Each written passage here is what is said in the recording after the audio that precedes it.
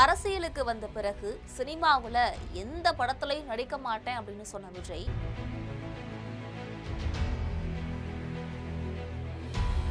இப்போ ஜனநாயகன் படம் லீக் ஆன பிரச்சனையால அந்த படத்தின் தயாரிப்பாளருக்கு ஏற்பட போகக்கூடிய நஷ்டத்தை ஈடுகட்ட விஜய் மீண்டும் அவருக்கு ஒரு படம் நடித்து கொடுக்கலாம் என்ற பேச்சு கோலிவுட் வட்டாரத்துல ஓங்கி ஒலிக்க ஆரம்பிச்சிருக்கு.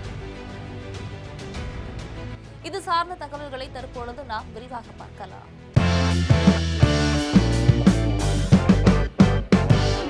விஜய் நடிப்பில் உருவாகி இருக்கக்கூடிய ஜனநாயகன் திரைப்படம் திரைக்கு வரும் முன்பே பல சோதனைகளை சந்தித்து வருகிறது.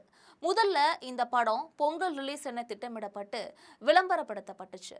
விஜய் அரசியலுக்கு வந்துவிட்ட நிலையில இது அவருடைய கடைசி திரைப்படம் என விளம்பரப்படுத்தப்பட்டுச்சு. இதனால படத்தின் மீதான அந்த எதிர்பார்ப்பும் எகிரியது. ஜனவரி 13 வெளியாக வேண்டிய இந்த ஜனநாயகன் படம் சென்சார் சிக்கல்ல மாட்டியது. உரிய நேரத்துல சென்சார் கிடைக்காததால படம் ரிலீஸ் ஆகல. அதன் பிறகு படக்குழுவினர் நீதிமன்ற கதவுகளை தட்டிய போதிலும் அவர்களுக்கு சரியான தீர்வு கிடைக்கல. படத்தை ரீவைசிங் கமிட்டி பார்த்து விட்டதாக சொல்லப்பட்டாலும் இதுவரை சென்சார் சான்றிதழ் வழங்கப்படவில்லை என்றே சொல்லப்படுகிறது. விஜய் அரசியல்ல உள்ள நிலையில தேர்தல் நடத்தை விதிகளும் அமல்ல இருக்கிறதுனால அந்த விதிகள் விலக்கிக் கொள்ளப்பட்ட பிறகே இந்த விவகாரத்துல முடிவு கிடைக்கும் என்று சொல்கிறார்கள். சென்சார் பிரச்சனை ஓய்வதற்குள் முழு படமும் இணையத்துல கசிஞ்சிச்சு. வாக்குப்பதிவுக்கு சில நாட்கள் இருந்த நிலையில முதல்ல படத்தின் ஒரு சில காட்சிகள் இணையத்துல வெளியானது. தொடர்ந்து மொத்த படமும் வெளியானது. படக்குழு சைபர் கிரைம் உதவியோட லிங்குகளை நீக்கினாலுமே அவை சமூக வலைதளங்கள்ல வைரலாகிவிட்டன. இது தொடர்பாக உதவி எடிட்டர் மீது நடவடிக்கை எடுக்கப்பட்டாலும் கூட ஏற்கனவே இது மோசமான பாதிப்புகளை ஏற்படுத்திருச்சு.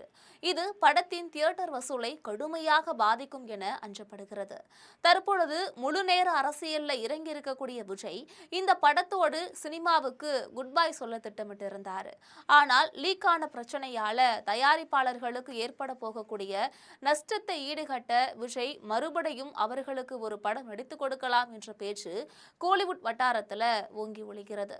சமூக வலைதளங்கள்ல இது தொடர்பாக கடந்த சில நாட்களாகவே தகவல்கள் பரவின. விஜய் சீக்கிரமே அடுத்த படத்திற்கு கதையை கேட்க உள்ளதாகவும் கூறப்பட்டுச்சு. இருப்பினும் இந்த விவகாரம் குறித்து தயாரிப்பாளர் தனஞ்சயன் புதிய விளக்கத்தை கொடுத்திருக்காரு.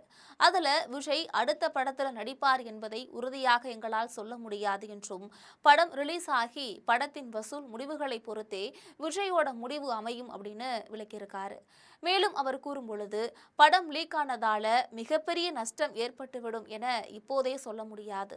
தெலுங்கில் பவன் கல்யாண் படமும் மலையாளத்துல பிரேமம் படமும் ரிலீஸிற்கு முன்பே லீக் ஆனுச்சு. ஆனாலும் இரண்டு படங்களும் பிளாக் பஸ்டர் வெற்றியை பெற்றது. படம் முறையாக திரைக்கு வந்து அதன் இறுதி வசூலை பார்த்த பிறகே நஷ்டத்தின் அளவு தெரியும். அதனால அதற்கு பிறகுதான் விஜய் மறுபடியும் ஒரு படம் பண்ணலாமா இல்ல வேறு எப்படி இதனை ஈடுகட்டலாம் என முடிவெடுப்பார். இப்போதைக்கு அவர் முழு அரசியல்வாதியாக மாறிவிட்டார். மீண்டும் நடிக்க வருவாரா என்பதை அவர்தான் முடிவு செய்ய வேண்டும் அப்படின்னு தனஞ்சயன் விளக்கம் கொடுத்திருக்காரு.